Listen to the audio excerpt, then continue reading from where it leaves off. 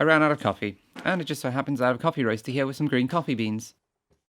Today, I roasted some coffee. First off, it has been sat around and it's covered in dirt, so we gotta give it a good scrubbing. Now that that's done, all you gotta do is flick it on, turn on the machine, and set the temperature to 180 degrees. Or set it to 150 and then turn it up to 180 if your brain isn't working like mine. Okay, and whilst that's taking its sweet time to warm up, there's some other stuff we can get done. First we're going to need some coffee beans, and we're going to need a bowl to put them in, and a scale to measure it all out with. First we've got to get the lid off, then we've got to pour out 200 grams of beans, and we've got to be careful not to pour the label out.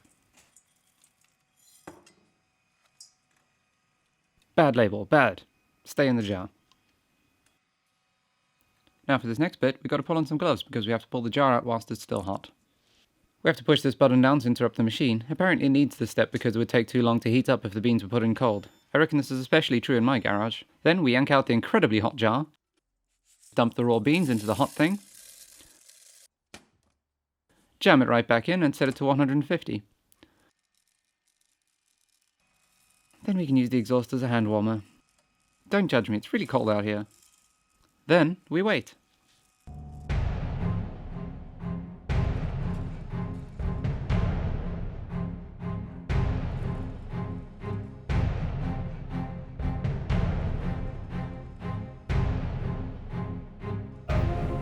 Wait, what?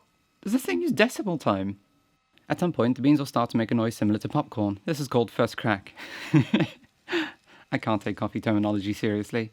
This means that the beans are now officially coffee. You can wait all the way up until second crack, or you can take them out somewhere in between depending on how dark you like your coffee. Once you're happy with how dark your roast is, interrupt the machine again. It has a cooling cycle, but I'm impatient. Yank out the incredibly hot thing again. Oh god, it's even hotter this time. Ah!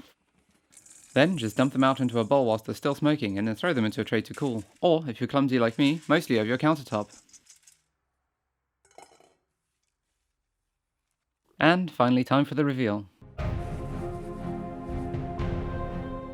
All in all, they came out quite well, although I did under roast them a little, so they do taste a bit like drinking cups of hot grass. Oh well, see ya.